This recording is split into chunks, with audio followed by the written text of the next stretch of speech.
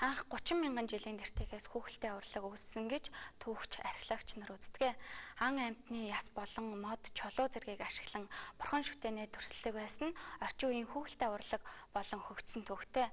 Монгол хүүхэлтэй урлалын гол материал нь модоор хийгддгээрээ онцлог байдаг. Ингээд хүүхдийн урлан бүтээгдэхүүн авьяаслаг хүүхдүүд хүүхэлтэйг урлаг болгон хөгжүүлэхэд хувь нэмрээ оруулж байна.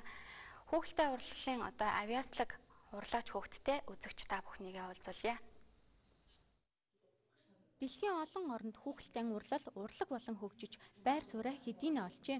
Манайд хүүхдийн урлан бүтээгдэхүүн хүүхэлтэй урлалын ангийнхан энэ урлагийг хөгжүүлж өөрийн орны онцлог, өнгө төрх, ардын уламжлалыг шингэн урлаж байна. Хүүхэлтэй урлал болохоор ерөөсөө л ордог материалууд гэх юм бол дээр үед болохоор хүмүүс маань болохоор зөвхөн модыг ашиглаа тийм ээ хийдэг байсан шүү дээ. Одоо бол бид нар монголчууд маань ч гэсэн мөн адил модоор дагнж хийдэг байгаа.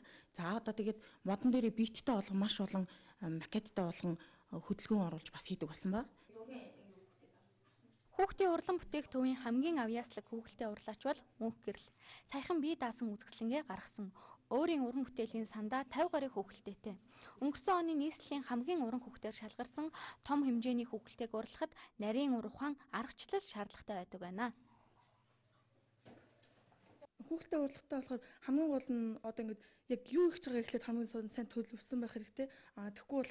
Тэгэхгүй бол одоо ингээд амар гой хүүхэлтэй ингэж бодож жаад одоо ингээд хувцас амар сонирч гэдэг юм уу те.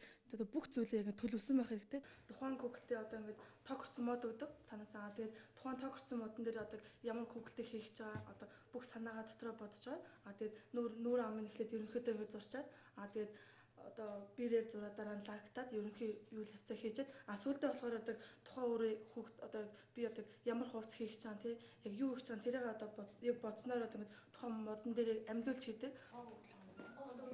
Ер нь энгийн элементтэй жижиг хүүхэлтэйг гарын доорх материал ашиглан хүүхэд бүр хийх боломжтой.